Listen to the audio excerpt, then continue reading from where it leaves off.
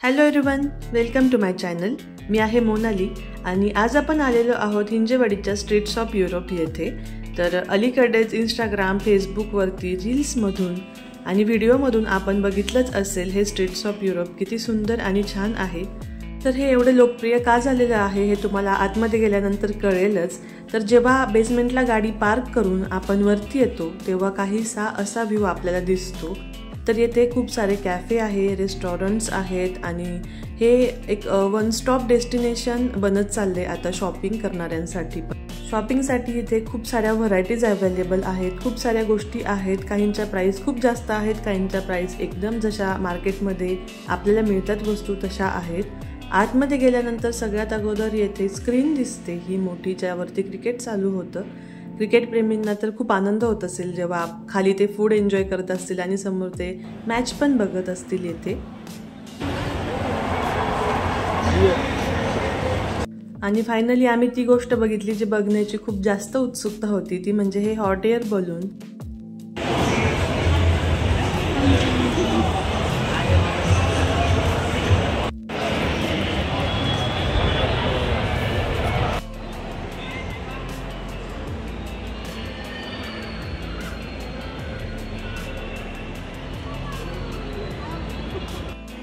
तर आम्ही येथे संडेला आल्यामुळे गर्दी तर असणारच होती आणि गर्दी आहे, पण चालायला वगैरे व्यवस्थित खूप जास्त जागा आहे. खूप स्पेशियस आहे हा मॉल किंवा कॉम्प्लेक्स आपण याला बोलू शकतो, शॉपिंग कॉम्प्लेक्स.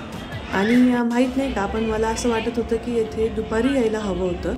पण खूप सारे व्हिडिओज बघितल्यानंतर मला कळालं की येथे दुपारी किंवा रात्री येण्यापेक्षा संध्याकाळचा जो टाईम आहे अंधार पडायच्या वेळेचा, तो परफेक्ट टाईम आहे येथे येण्यासाठी.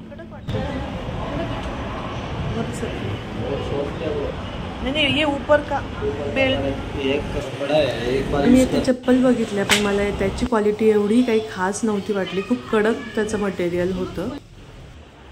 त्यानंतर इथे आम्ही झुमके वगैरे अशी छोटी मोठी शॉपिंग केलेली आहे आणि व्ह्यू पण खूप सुंदर आहे सगळीकडेच. क्लिप कुठे आहे?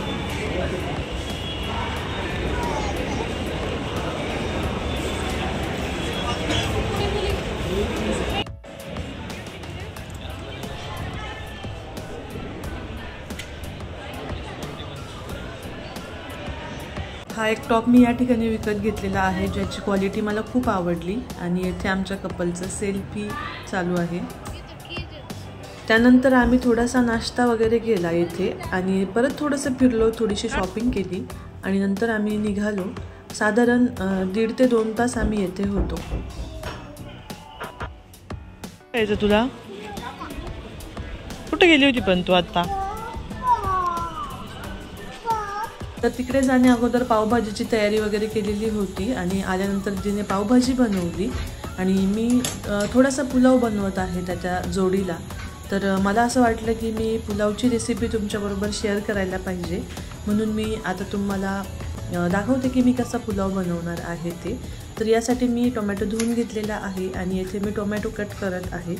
आता सध्या टोमॅटो पुलाव ही एक रेसिपी खूप जास्त व्हायरल होत आहे, पण त्यामध्ये जास्त काही नसतं. खूप जास्त प्रमाणात टोमॅटो घातलेले असतात आणि जास्त करून टोमॅटोचा फ्लेवर त्या पुलावमध्ये असतो, म्हणून त्याला टोमॅटो पुलाव असं म्हणतात. नॉर्मल रेसिपी आहे, पण मी या पुलावमध्ये एकच टोमॅटो घातलेला आहे कारण की मला प्रत्येक गोष्टीची एक पर्टिक्युलरच टेस्ट आवडते कुठल्याही रेसिपीमध्ये. तर येथे मी एक टोमॅटो कट करून घेतलेला आहे. तुम्हाला जर टोमॅटो नसेल आवडत तर तो तुम्ही स्किप करू शकता. आणि पुलाव ही जी रेसिपी असते ती हेल्दी रेसिपी असते, ज्यामध्ये तुम्ही हव्या तेवढ्या भाज्या, हव्या त्या गोष्टी त्यामध्ये ॲड करू शकता. तर आता येथे मी एक कांदा कापून घेत आहे. मी पुलाव थोडाच बनवणार आहे म्हणून मी यामध्ये एकच कांदा ॲड करत आहे. तर आपण पुलावमध्ये जी गोष्ट जास्त प्रमाणात ॲड करतो त्या गोष्टीचं नाव त्या पुलावच्या अगोदर दिलेलं असतं. म्हणजे जर आपण यामध्ये वाटाणे, मटर जर जास्त ॲड करत असू तर त्याला मटर पुलाव असं म्हटलं जातं. आजकाल सोयाबीन पुलाव पण खूप ट्रेंडिंग आहे. जर आपण त्यामध्ये सोयाबीन घातली तर त्याला सोयाबीन पुलाव असं म्हटलं जातं. तर मोस्ट ऑफ द टाइम्स पुलावमध्ये हळद टाकली जात नाही आणि खडे मसाल्यांचा जास्त वापर केला जातो, त्यामुळे त्याला थोडीशी जास्त अशी मसालेदार टेस्ट येते आणि तो पुलाव जास्त ॲरोमॅटिक बनतो. पण मला खडे मसाले पुलावमध्ये टाकायला आवडत नाही जास्त, कारण मला पुलाव जेवढा सिंपल असेल तेवढा तो जास्त आवडतो. तर तुम्हाला माहीत असेल पुलाव ही जी टर्म आहे ती पहिल्यांदा इंडियामध्ये मुघलांच्या दरबारामध्येही बनवली जात होती। एक ॲरोमॅटिक राईस डिश म्हणून ही सर्व केली जात होती आणि यामध्ये त्यावेळेस मीठ वगैरे याचा जास्त यूज व्हायचा आणि असंही मानलं जातं की पुलाव हा बिर्याणीच्या अगोदर आलेला आहे। तर आपण आता इथे लसूण चॉप करून घेतलेला आहे आणि आता आपण कट करत आहोत आपलं मेन इन्ग्रेडियंट, ते म्हणजे पनीर। आणि आजच्या या रेसिपीमध्ये मी पनीर जास्त यूज करत आहे ॲज अ मेन इन्ग्रेडियंट, म्हणून आपला हा आज पनीर पुलाव आहे। तर पुलावमध्ये तुम्ही तुमच्या चॉईसनुसार मसाले टाकू शकता।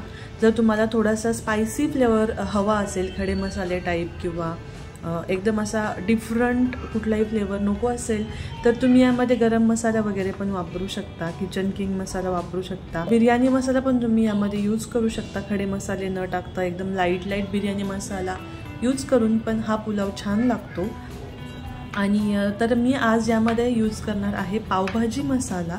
तर पावभाजी मसाल्याने आपला जो ठेल्यावरचा पुलाव असतो ना, पावभाजीसोबत आपल्याला मिळतो तो पावभाजी पुलाव, तर त्याची तशी टेस्ट याला येते। आणि इंडियन कुकिंगमध्ये कोथिंबीर नसेल तर त्या कुकिंगला तेवढासा अर्थ येत नाही किंवा कुठलीही इंडियन कुकिंग कोथिंबीरीशिवाय पूर्ण होत नाही, म्हणून मी येते एकदम फ्रेश कोथिंबीर कट करून घेतलेली आहे। तर येथे मी एक शिमला मिरची कट करून घेत आहे, जी की अगोदर घालण्याचा माझा काहीही प्लॅन नव्हता, पण मला आत्ता अचानक फ्रीज उघडल्यानंतर दिसली। मग मला असं वाटलं की मी यामध्ये शिमला मिरची पण ॲड करायला पाहिजे, जेणेकरून ते थोडंसं हेल्दी बनेलच। तर आज मी हा माझा न्यू जो पॅन आहे तो फर्स्ट टाइम यूज करत आहे आणि त्याला घासण्यासाठी मला स्पॉन्जची घासणी हवी होती आणि माझ्याकडे घरात तारीची होती। तर नक्षत्राच्या बाबांना मी स्पॉन्जची घासणी आणण्यासाठी सांगितलं, तर ते हे घेऊन आले, जी की खूपच कडक होती आणि ज्याने इझिली निर्लेप निघायचे चान्सेस होते, म्हणून मी सध्या एकदम हलक्या हाताने तो क्लीन केलेला आहे।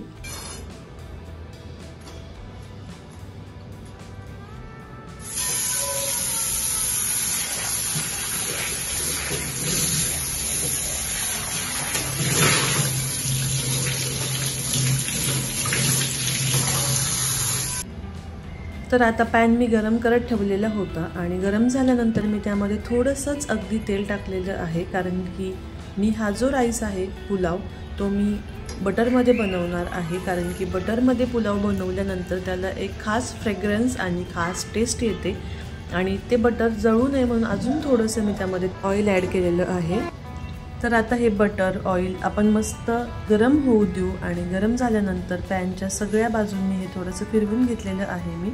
आणि त्यामध्ये सगळ्यात अगोदर मी ॲड केलेली आहे मोहरी, थोडंसं जिरं, त्यानंतर मी यामध्ये ॲड करत आहे हिंग। हिंगाने खूप छान टेस्ट येते या राईसला, छान तडका मिळतो। त्यानंतर मी यामध्ये टाकलेला आहे कट केलेला बारीक चॉप केलेला लसूण। लसूण जो आहे तो आपल्याला जास्त लाल करायचा नाही आहे किंवा जास्त कच्चा पण नाही ठेवायचा आहे। त्यानंतर मी यामध्ये ॲड केलेले आहे कांदा। तर कांदा तुम्ही तुमच्या आवडीप्रमाणे हव्या त्या आकाराचा कट करून घेऊ शकता, छोटा मोठा। मी एकदम मीडियम साईजमध्ये हा कांदा कट करून घेतलेला आहे आणि हा कांदा व्यवस्थित परतवून घ्यायचा आहे आपल्याला। फार जास्त पण लालसर नाही करायचं किंवा कच्चा पण नाही ठेवायचं, एकदम मीडियम तो आपल्याला कुक करायचा आहे। आणि त्यानंतर मी थोडासा तो कांदा कुक झाल्यानंतर त्यामध्ये शिमला मिरची ॲड केलेली आहे, कारण शिमला मिरचीला पण कुक होण्यासाठी थोडासा टाईम लागतो। हे सगळं व्यवस्थित कुक करून घ्यायचं, तेलामध्ये थोडंसं शिजवून घ्यायचे आणि हे व्यवस्थित शिजवून होत आलं की नंतर आपण यामध्ये टोमॅटो ॲड करणार आहोत। तर तुम्हाला असं दिसत असेल व्हिडिओमध्ये की एकदम फास्ट मी सगळं ॲड करते, पण नाही, मधले क्लिप्स मी कट केलेल्या आहेत, व्हिडिओ खूप मोठा होईल म्हणून। पण हे सगळं एकदम व्यवस्थित परतवून घेतलेलं आहे आणि टोमॅटो नंतर तुम्ही लगेच यामध्ये मीठ पण ॲड करू शकता। आणि हे सगळं मी परतवण्यासाठी 3-4 मिनिट असंच ठेवून देणार आहे। त्याला व्यवस्थित सगळ्या ह्याला परतून झाल्यानंतर तेल सुटेल आणि मग सगळे व्हेजिटेबल्स आपले व्यवस्थित कुक होतील।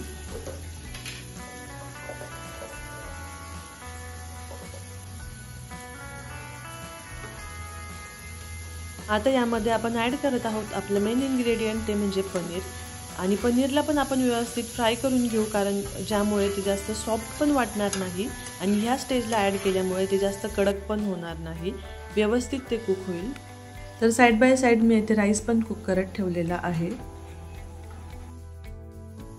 तर तुम्ही बघू शकता इथे आपले सगळे इन्ग्रेडियंट्स व्यवस्थित फ्राय झालेले आहेत आणि आता यामध्ये मी मसाले ॲड करणार आहे। त्यामध्ये मिरची पावडर, धने पावडर, हळद पावडर आणि पावभाजी मसाला जो मेन इन्ग्रेडियंट आहे मसाल्यांमध्ये तो मी यामध्ये ॲड केलेला आहे आणि हे सगळे मसाले ॲड केल्यानंतर हे सगळं व्यवस्थित परतवून घ्यायचे आणि थोड्या वेळ परत आपल्याला हे शिजू द्यायचे।